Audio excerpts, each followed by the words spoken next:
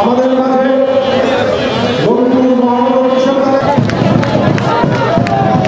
যারা আমাদের নেত্রীকে বিনা অপরাধে 6 বছর জেলখানায় রেখেছিল, নেত্রী আজকে মুক্ত, কিন্তু হায়না সশস্ত্র আজকে বাইরে পালিয়ে আছে।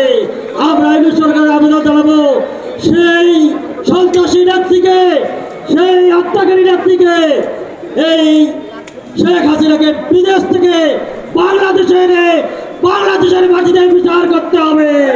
বাংলাদেশের মাটিতে বিচার করতে ভাইরা, এই রংপুর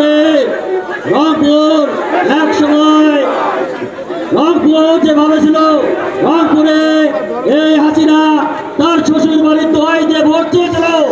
রংপুরের ছেলে আমার সভা হিসেবে এরশাদ ভোট চেয়েছিল। কারো স্থান নয় এই রংপুরের 6 আসনে।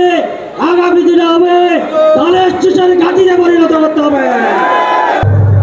আজকে জুলাই এবং 5ই আগস্টের চূড়ান্ত ফলাফল ফ্যাসিবাদের কিসের?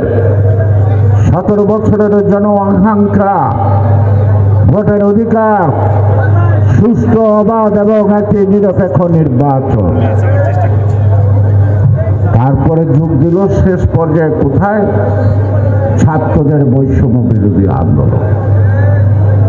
সেই বৈষম্য বিরোধী আন্দোলন বিএনপি প্রথম নৈতিক সমর্থন দেয়, 2 দিন পর বিএনপি সর্বাত্মক সমর্থন দেয়। তারপরে বিএনপির পক্ষ থেকে যারা বিভিন্ন অঙ্গ সংগঠন করে, যারা যুবক ছাত্রদের মতো দেখতে, জনাব তারেক রহমান লন্ডন থেকে সবাইকে বলো, তোমরা ছদ্মবেশে এই ছাত্রদের মিছিলে নেমে যাও। সেখানে বিএনপির নাম থাকবে না, তারেক রহমান খালেদা জিয়ার নাম থাকবে না, জিয়াউর রহমানের নাম থাকবে না। সেখানে ছাত্র দল, স্বেচ্ছাসেবক দল বুকে লেখা থাকবে না। অর্থাৎ এই ছাত্র জনতার আন্দোলনে একাকার হয়ে যাও, শক্তি বৃদ্ধি করো রাজপথে। আমরা ফলাফল পেয়েছি, কিন্তু বৈষম্য বিরোধী আন্দোলনের 6-8টি দফা ছিল, সেখানে কিন্তু সরকার পতনের দফা ছিল না।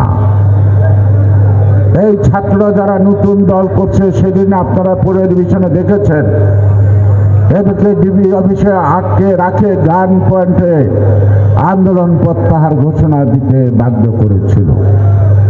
কিন্তু বাইরে যারা ছাত্র ছিল তারা এটা মানে নাই। তাদের পক্ষ থেকে বলা হয়েছিল আর 8 দফা না, এখন 1 দফা, ফ্যাসিবাদের পতন। এই তো আন্দোলন। এখানে অগণিত শুধু বিশ্ববিদ্যালয় নয়, শুধু কলেজ নয়, এমনকি প্রাথমিক বিদ্যালয় থেকে শুরু করে হাই স্কুলের ছাত্র ছাত্রী সবাই সেদিন মাঠে নেমেছে। আবার যার যার সন্তানকে পাহারা দেওয়ার জন্য তার অভিভাবকরা রাস্তায় নেমেছে, নামে নেই। আমরা রাস্তায় নামলে হাসিনা ভাবতো এটা বিএনপির আন্দোলন।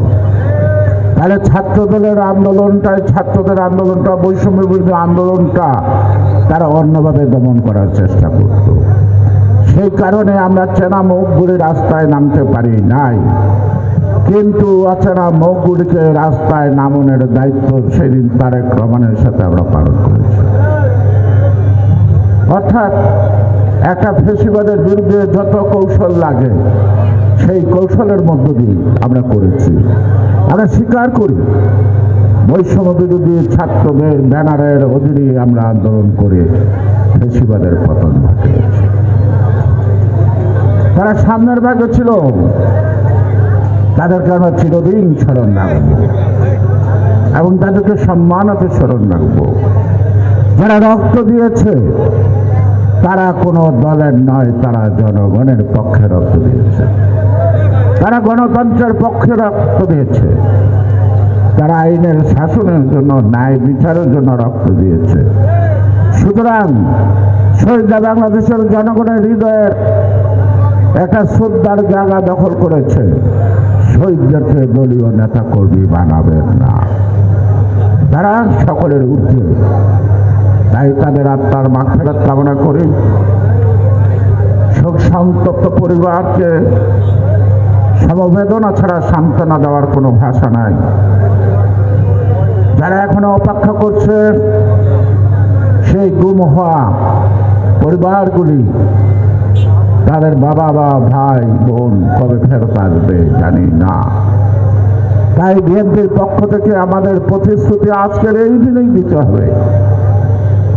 আমরা তাদের রক্তের বিনিময়ে যে সকল পরিবার সন্তান হারা, তাদের পক্ষে তাদের পরিবারকে সব সময় আগিয়ে রাখা দায়িত্ব বিএনপিকে গ্রহণ করতে হবে।